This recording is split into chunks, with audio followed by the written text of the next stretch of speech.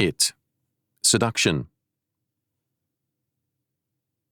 Recently, 2 similar cases were brought to my attention, one by telephone by the girl's father, the other through a third party who was asked to consult me.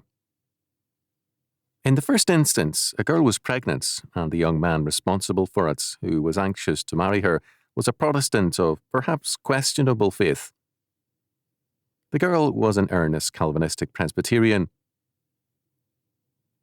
The boy attended, over a period in the previous few years, youth groups in 2 or 3 churches, from modernists to Calvinists, as much interested in finding a girl as anything.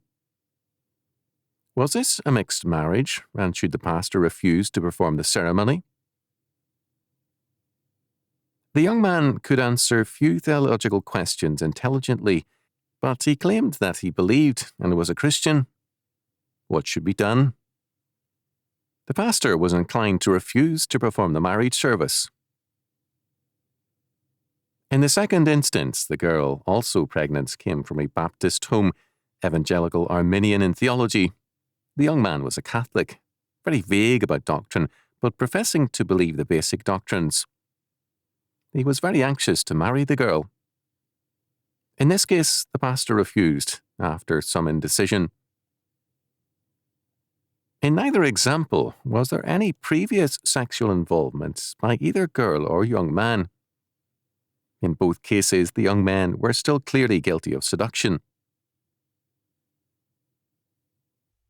Most significant, while in both instances the pastors were trying to be strictly biblical in their decisions, in neither case did they allow the decision to be governed by the wishes of the girl's fathers.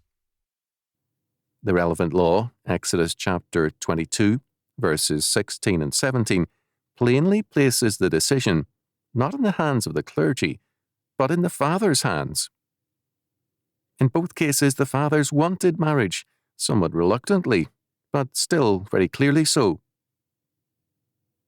Both fathers felt that they could have had a better son-in-law, but in spite of that, the boy was all right and had some elements of ability and character. Both fathers were strong Christians and had held church office. But in neither case did the pastor feel the father's wishes were to be considered, despite the plain reading of Scripture. Nothing illustrates more clearly the fact that the church, like the state, is undermining the authority of the family.